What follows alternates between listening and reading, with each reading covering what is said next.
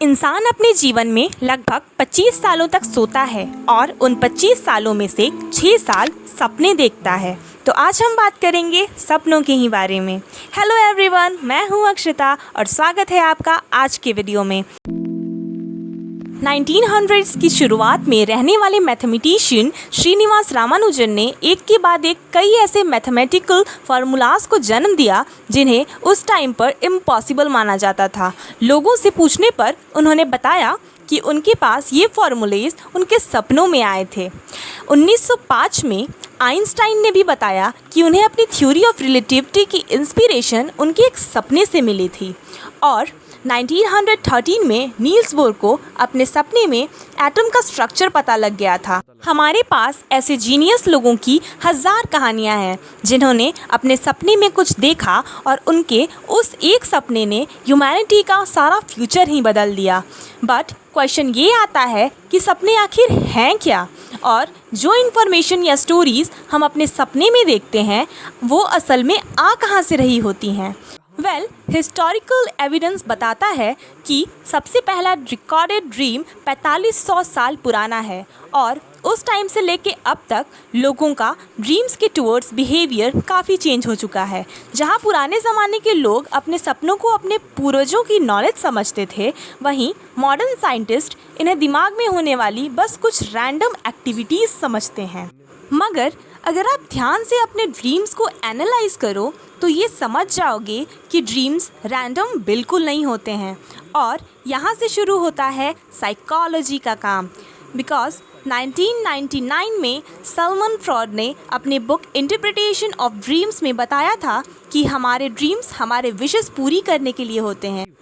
लेकिन फ्रॉड की ये एक्सप्लेनेशन इनकम्प्लीट है, क्योंकि हर ड्रीम हमारी फैंटेसी से रिलेटेड नहीं होता। कई बार हमें मरने का ड्रीम भी आ सकता है, कई बार कहीं से गिरने का, और कई बार नाइटमेयर।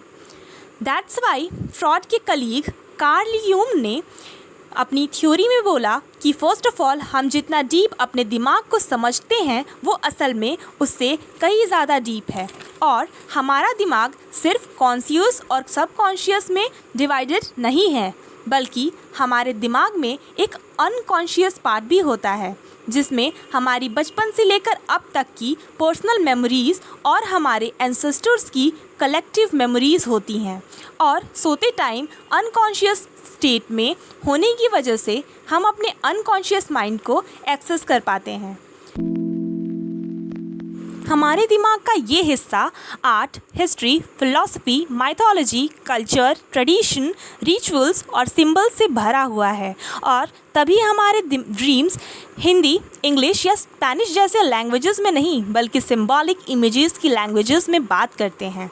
हमारा दिमाग इन इमेजेस को यूज़ करता है उन इन्फॉर्मेशंस को कॉन्शियस माइंड तक पहुंचाने के लिए जो हमें किसी मुश्किल से बाहर निकाल सकती हैं। ड्रीम्स की एक और क्वालिटी होती है उनकी वियर्डनेस। यानी अगर हम इस आइडिया को एक्सेप्ट भी कर लेते हैं कि ड्रीम्स हमारी अपनी दुनिया की नॉलेज बढ़ाने का काम करते हैं, तब भी शुरुआत में ये डाइजेस्ट करना बहुत मुश्किल होता है कि उनमें कोई सेंस भी नहीं है, क्योंकि ड्रीम्स बिल्कुल इलॉजिकल होते हैं। लेकिन कुछ लोगों को ये नहीं समझ आता कि ड्रीम्स में लॉजिक कम हो जाता है ताकि आपकी थिंकिंग की लेवल एक्सपैंड हो सके और आपको दिखाने वाली इन आइडियाज़ को आप अपनी लाइफ में अप्लाई कर सकें। सपने फैक्ट्स पर नहीं बल्कि मेटाफर्स और अप्रॉक्सीमेशंस पर चलते हैं। यानी अगर दो या दो से ज़्यादा चीज़ें एक दूसरे से सिमिलर हैं तो वो हमारे कॉन्शियस माइंड के लिए एकदम सेम होंगी। तो आज की वीडियो में हमने जाना कि हमें सपने क्यों आते हैं और सपनों के बारे में कुछ बातें। अगर आपको मेरी वीडियो अच्छी लगी हो तो लाइक करना, कमेंट्स करके मुझे बताना और मेरे चैनल को सब्सक्राइब करना। Thank you.